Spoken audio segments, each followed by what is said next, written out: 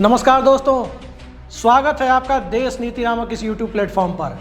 देश नीति के खास कार्यक्रम सत्ता की जंग में आज हम आप चर्चा करने जा रहे हैं कि सत्ता की जंग जब सुप्रीम कोर्ट में पहुंच जाती है, जस्टिस DY चंद्रचूड़ की अदालत में पहुंच जाती है, तो उस सत्ता की जंग में सरकार के पिट्ठू बने हुए कुछ संवैधानिक पद पर बैठे हुए लोगों को किस प्रकार की जलालत का सामना करना पड़ता है। जी हाँ,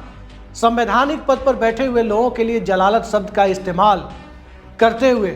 कई बार शर्म आती है, लेकिन चूंकि जलालत शब्द का इस्तेमाल इसलिए करना पड़ रहा है क्योंकि संवैधानिक संस्थाएं ही जब संविधान का पालन करने की दिशा में पीछे हटते हुए दिखाई दे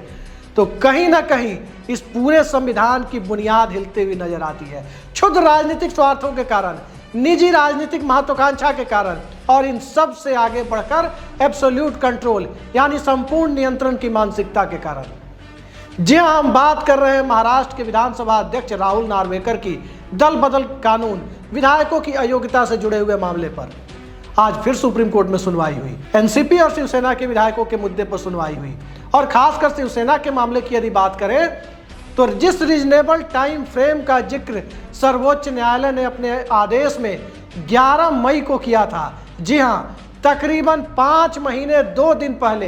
152 दिन पहले जिस मामले का जिक्र किया था, उस मामले में आज तक वो रीजनेबल टाइम फ्रेम विधानसभा अध्यक्ष नहीं ढूंढ पाए,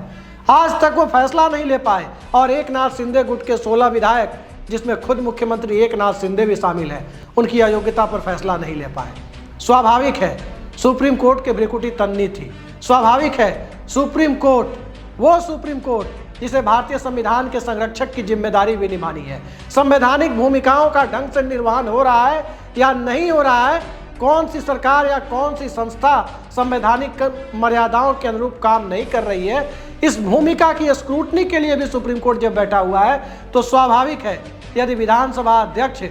अपने मामले में, अपने क्षेत्राधिकार के मामले में जब फैसला लेने की स्थिति में नहीं है तो आज उन्हें जलालत झेलनी ही थी और ये जलालत झेलनी भी पड़ी। सुप्रीम कोर्ट ने साफ साफ कह दिया कि कोई तो बताए, कि विधानसभा अध्यक्ष को जाकर कोई तो बताए कि देश के सर्वोच्च न्यायालय के आदेश की भी एक गरिमा होती है, सर्वोच्च न्यायालय के आदेश का पालन करना होता है। और इस मामले पर सुप्रीम कोर्ट मंगलवार को इस पूरे मामले की सुनवाई के लिए एक बार फिर बैठेगी और आज सुप्रीम कोर्ट ने साफ साफ कह दिया कि यदि अब तक जो कार्रवाई विधानसभा अध्यक्ष करते हुए दिखाई नहीं दिए हैं, अगली सुनवाई तक भी अगर कोई प्रोग्रेस नजर नहीं आई तो एक टाइम फ्रेम का निर्धारण हम कर देंगे कि इतने दिनों में फैसला लें। 2 महीने की बातें भी सामने आ रही है कि 2 महीने के अंदर फैसला लिया जाए, खासकर शिवसेना विधायकों के मामले में। और इसी बीच चूंकि मामला एनसीपी विधायकों का भी सामने आ गया तो सुप्रीम कोर्ट ने साफ साफ कहा कि अगले विधानसभा चुनाव से पहले इस मामले पर फैसला लिया जाए। यानी शिवसेना के मामले में साफ साफ कह दिया गया है, चूंकि सुनवाई पहले से शिवसेना की चल रही है, साफ साफ कहा सर्वोच्च न्यायालय ने कि आने वाले वक्त में यानी मंगलवार को जब सुनवाई होगी और उस दिन तक कोई प्रोग्रेस सुप्रीम कोर्ट को दिखाई नहीं पड़ती है तो निश्चित तौर पर न्यायालय की अवमानना का कोई दूसरा उदाहरण इससे बड़ा देखने को नहीं मिल सकता और उस दिन सुप्रीम कोर्ट कोई कड़ा आदेश पारित करने के लिए बाध्य हो जाएगा, एक टाइम फ्रेम का निर्धारण करने के लिए बाध्य हो जाएगा। और उस टाइम फ्रेम के अंदर यदि फैसला स्पीकर ने नहीं लिया तो सर्वोच्च न्यायालय डिस्क्वालिफिकेशन के मुद्दे पर खुद फैसला कर देगा। 11 मई, जी हाँ, 11 मई को कितने दिन हो चुके? 152 दिन हो चुके। आज 13 अक्टूबर है और 11 मई को जिस रीजनेबल टाइम फ्रेम, जिस समय सीमा, जिस व्यवहारिक समय सीमा का पालन करने की बात कही थी सुप्रीम कोर्ट ने, 152 दिनों के बाद आज कुछ नहीं हुआ तो सर्वोच्च न्यायालय की आज की भूमिका को यदि देखा जाए तो साफ साफ दिखाई देता है कि मंगलवार के दिन विधानसभा अध्यक्ष को और उनके वकील को, सॉलिसिटर जनरल तुषार मेहता को एक बड़ी तैयारी के साथ सामने आना होगा। आखिर आपने किया क्या? गुवाहाटी मॉडल के तहत सरकार बनाई, शिवसेना के विधायकों को पहले सूरत फिर गुवाहाटी ले जाया गया, फिर गुवाहाटी में ले जा करके होटल में उन्हें रिजॉर्ट में टिकाया गया, फिर उसके बाद गोवा लाया गया, गोवा के बरास्ते राजभवन लाया गया, राजभवन में जा करके परेड कराने की नौबत आती उसके पहले ही मुख्यमंत्री ने इस्तीफा दे दिया और जब मुख्यमंत्री उद्धव ठाकरे ने इस्तीफा दिया उस मामले पर तो सुप्रीम कोर्ट की टिप्पणी यहाँ तक थी कि अगर उन्होंने इस्तीफा नहीं दिया होता तो उनकी सरकार को हम बहाल कर देते। यानी विधानसभा के फ्लोर टेस्ट पर वो चले जाते और असंवैधानिक तरीके से फ्लोर टेस्ट होता और उस फ्लोर टेस्ट के बाद सरकार को जाने पर मजबूर होना पड़ता तो उस सरकार को बहाल कर देते। ये परिस्थितियां जब इस देश में सरकार को बनाने को लेकर है, ये परिस्थितियां जब इस देश में एक बड़े राज्य में सत्ता का खेल खेलने को लेकर जिस निर्लज्जता के साथ संवैधानिक मान्यताओं को, संवैधानिक परंपराओं के उल्लंघन की बात हो रही है, तो उस परिस्थिति में माननीय सर्वोच्च न्यायालय का फैसला और खासकर मंगलवार को जिसकी उम्मीद सुप्रीम कोर्ट में जताई जा रही है, अगर उस दिन तक विधानसभा अध्यक्ष राहुल नार्वेकर ने कोई फैसला नहीं लिया तो बहुत बड़े फैसले की तरफ केंद्र जा सकता है। ये इस देश के लिए कतई अच्छी बात नहीं हो सकती कि विधानसभा और लोकसभा अध्यक्ष जैसे संवैधानिक पदों पर, पीठासीन पदाधिकारी जैसे संवैधानिक पदों पर बैठे हुए लोगों के हाथ में जो निर्णय लेने की ताकत है, उस निर्णय को मजबूर होकर के सुप्रीम कोर्ट खुद लेने पर मजबूर हो जाए। और सुप्रीम कोर्ट यदि इस निर्णय को लेने पर मजबूर होता है तो कहीं ना कहीं भारत के संवैधानिक व्यवस्था के ऊपर जितना बड़ा सवाल उठेगा वो तो उठेगा ही, इस संवैधानिक व्यवस्था को तोड़ मरोड़ कर अपनी राजनीतिक सुविधा के हिसाब से चलाने वाले लोगों पर किस तरह का सवाल उठेगा ये कहने की जरूरत नहीं है। हम सबने देखा नाबाम रेबिया केस में क्या हुआ, सबने देखा कि अरुणाचल प्रदेश में जिस मुख्यमंत्री को बहाल किया गया, जिसे बर्खास्त किया गया, उसे न्यायालय ने बहाल किया, और जिस मुख्यमंत्री को गलत प्रक्रिया से बनाया गया वो मुख्यमंत्री आत्महत्या करने पर मजबूर हो गया। ये इस देश में हुआ, इसी व्यवस्था में हुआ, और भारतीय जनता पार्टी के शासनकाल में उनके द्वारा नियुक्त किए गए गवर्नर की कार्यप्रणाली की वजह से ये हुआ। भगत सिंह कोश्यारी की कार्यप्रणाली की वजह से, विधानसभा अध्यक्ष की कार्यप्रणाली की वजह से पूरे महाराष्ट्र का मामला फंसा हुआ है। और जब मामला इस हद तक फंस जाए तो जस्टिस चंद्रचूड़ की अदालत में अभी जो धुलाई शुरू हुई है वो धुलाई आगे कितने दिनों तक जारी रहेगी कहना मुश्किल है, लेकिन जो व्यवस्था तार तार हो रही है उस व्यवस्था के ऊपर कहीं ना कहीं यदि सॉलिसिटर जनरल के पास भी तर्कों की कमी हो जाए, वो सामने शिवसेना की तरफ से पेश हुए वकील हैं अभिषेक मनु सिंघवी या कपिल सिब्बल, उन पर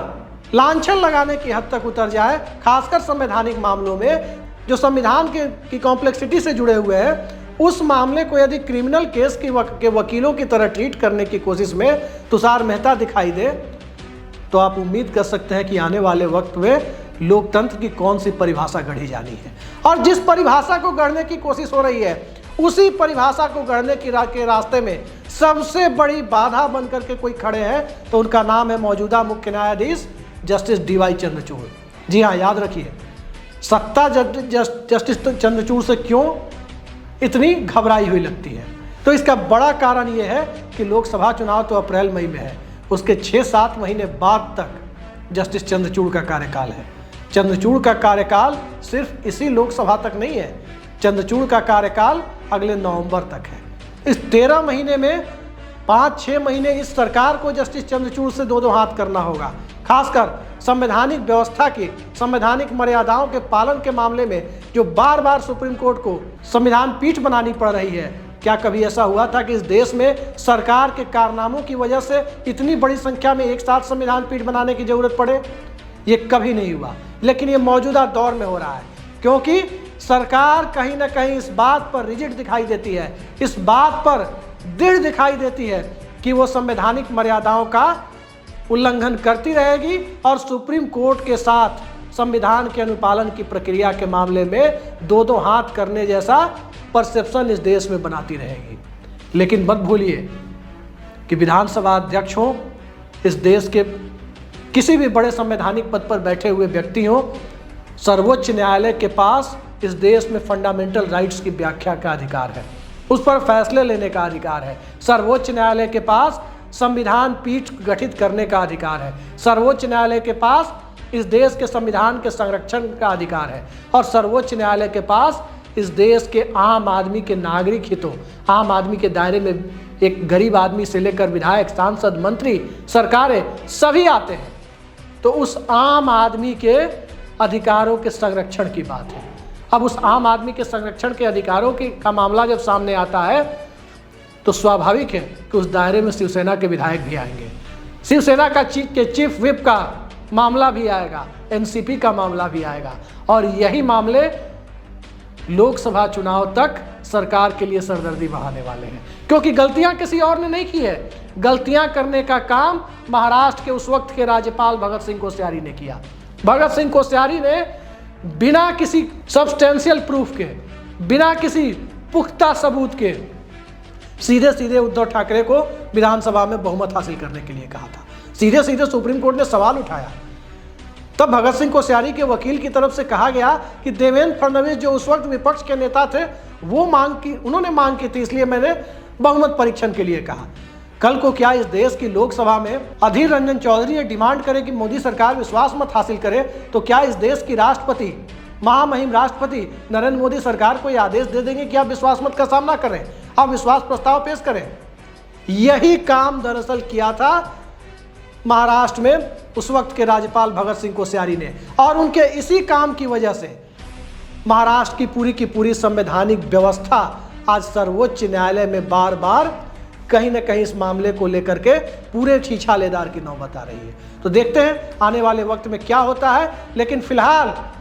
अग्नि परीक्षा की घड़ी महाराष्ट्र के विधानसभा अध्यक्ष राहुल नार्वेकर के लिए है। कितना वो इस अग्नि परीक्षा में खरे उतरते हैं, वो अपनी दलीय प्रतिबद्धता को ऊपर रखते हैं या संवैधानिक प्रतिबद्धताओं को ऊपर रखते हैं, इसका फैसला ज़्यादा दिन तो नहीं, मंगलवार की सुनवाई तक तो स्पष्ट हो ही जाएगा। तो इंतजार करते हैं मंगलवार का। और यदि आपने हमारे इस देश नीति प्लेटफॉर्म को अब तक, हमारे इस यूट्यूब चैनल को अब तक सब्सक्राइब नहीं किया है तो सब्सक्राइब जरूर करें। महाराष्ट्र समेत देश की तमाम सियासी खबरों के लिए हम आपसे रूबरू होते रहेंगे और आपसे खबरों के पीछे की तमाम खबरों की तह तक जाकर आपको उपलब्ध कराते रहेंगे। फिलहाल के लिए इतना ही। नमस्कार।